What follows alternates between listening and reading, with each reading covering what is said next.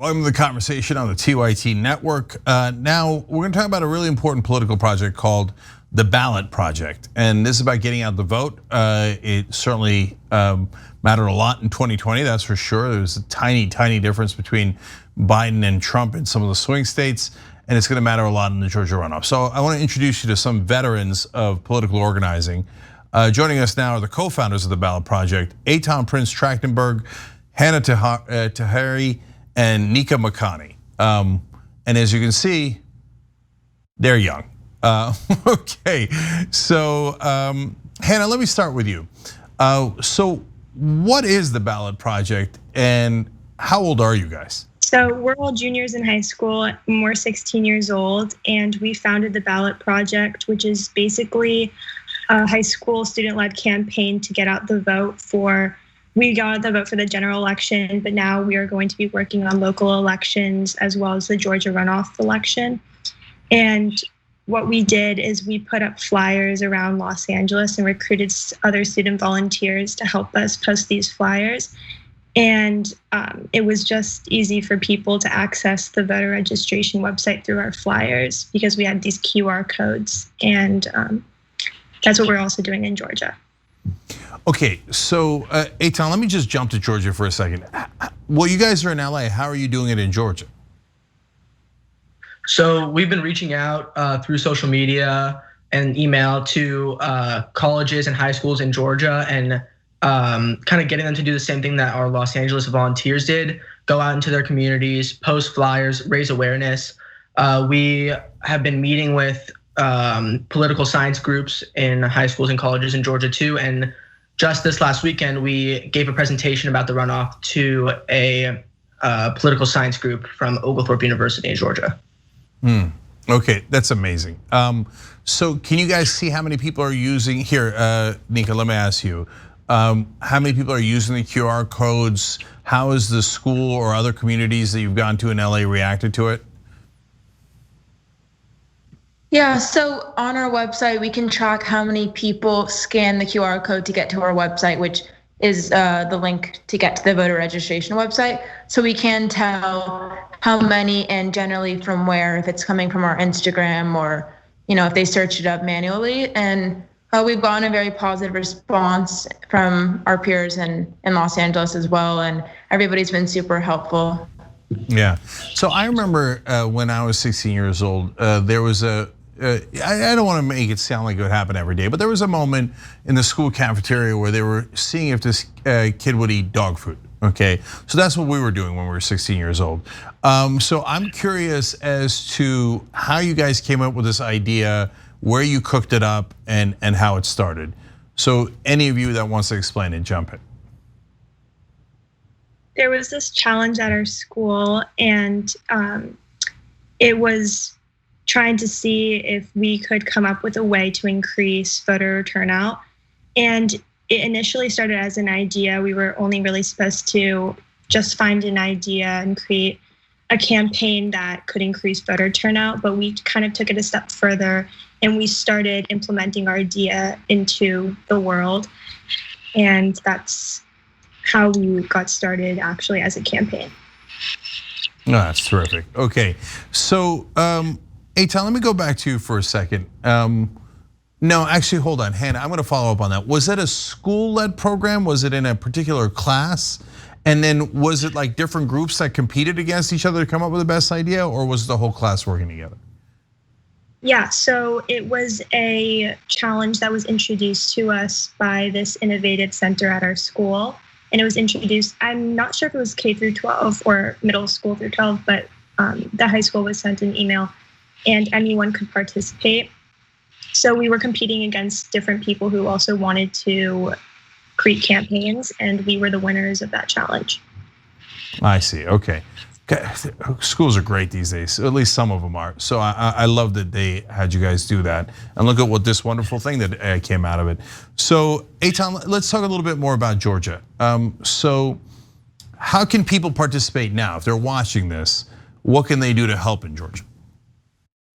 So if they're residents of Georgia, if they live in Georgia, they can go to our website and there's a volunteer button at the top right and they can fill out a form and instantly become a volunteer. if they're not a resident of Georgia, they can still fill out the form, but their responsibilities will be a little bit different, and that will include more networking and reaching out to people rather than going out into the field and raising awareness. So people can really help from anywhere. Just because you're from one state or the other doesn't mean that you can't help get the voter registration up in Georgia. You can help from anywhere. So I really recommend everybody to go click the volunteer button and become a volunteer. All right, and we'll have the link down below afterwards on YouTube and Facebook too. You can see it, it's easy, theballotproject.com, but you can click on the link too. Okay, so Nika, it looked like there was a lot of people in that picture, not just you guys, right? So how many folks are involved in this effort right now? So in Los Angeles, we got around 40 plus volunteers involved, and this was just by reaching out to our classmates and peers of all grades and whoever they wanted to go with, any of their friends, family members. And then in Georgia right now, around the same amount, 40 to 50 plus are doing the same amount of work. And it honestly we encourage people to go out with their friends or with their family members, COVID friendly, of course, if they're comfortable, and give out their flyers. If they're going out to a meal, just bring a flyer and ask if they can put it up so that it can reach as many places as it can. All right, Hannah, we get the sense, well, it's not just a sense. One side of it is absolutely clear. Millennials are the most progressive generation in American history. It's very clear in the polling, it's in the issues, it's in how they self-identify, it's in everything. But what we don't yet know is how politically active millennials are. So I know that it's anecdotal, but it's also a little bit more than anecdotal now because you guys are running this group and you're beginning to interact with folks in different parts of the country. What's your sense of how politically active your generation is? Right, so we actually found that so many people do not know when the dates are to vote, how they can turn in their mail-in ballots, how they can even register to vote. A lot of people just know that election day was the date it was. They really don't know much about early voting or how to register. And so what we're doing is we're just trying to make it more easy for people to access the voter registration website. We're trying to educate these people who don't actually know a lot and who are going to be really important in this election. And I think that once you do that and once we start educating people more, that it's going to be part of a culture to vote. And that's what we're really trying to do. Yeah, Eitan, look, I imagine you guys are nonpartisan. You just want people to vote, but you do live in LA and you are young, so that leads me to the assumption that you're progressive.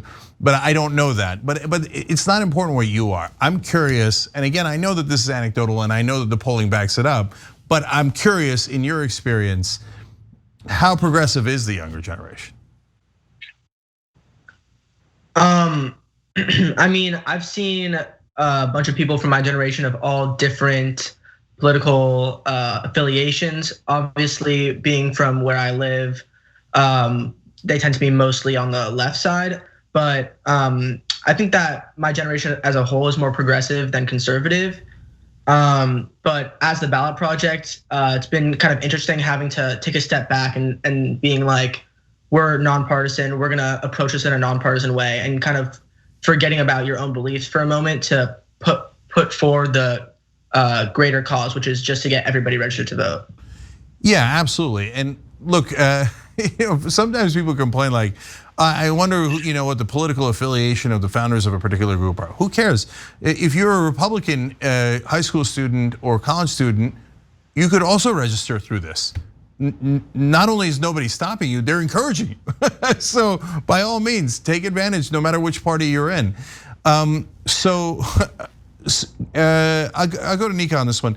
We already had really good voter turnout among the young in Georgia. They actually, I think they might have been the top state. 21% of the electorate overall was voters under 29 years old in Georgia, which is a great number historically. So do you guys know what drove that? Is there any way to pour fuel on that fire since Georgia's already doing pretty well on that count? In terms of what drove this, I just think that a large number of younger students probably didn't realize. A lot of people didn't like of the election, and they didn't even really realize what could have happened. I don't think they expected a certain person to get elected, and so I think kind of after that, it maybe was a little bit of a little shock, and so a lot more people, as we saw in statistics, a lot more people in general came out to vote, and I think that. Yeah, I think that just people realize, and there was also a very low voter turnout in 2016. So I think people realize that their vote does matter. It got really close, obviously, and this is really important to actually cast their vote. Yeah, 100%. And guys, I'll end on this note. You guys are nonpartisan, but I'm not. I'm a progressive, and very loudly and clearly so. So let me just remind everyone that if it wasn't for the increased youth voter turnout in 2020 versus 2016, Joe Biden would have definitely lost the race and Trump would have gotten reelected. So this project is super important. Everybody check out theballotproject.com, and Eitan, Hannah, and Nico, you guys are great. Thank you for joining us, we appreciate it. Like what you see? Click the subscribe button below, and don't forget to ring the bell to never miss another video from the Young Turks.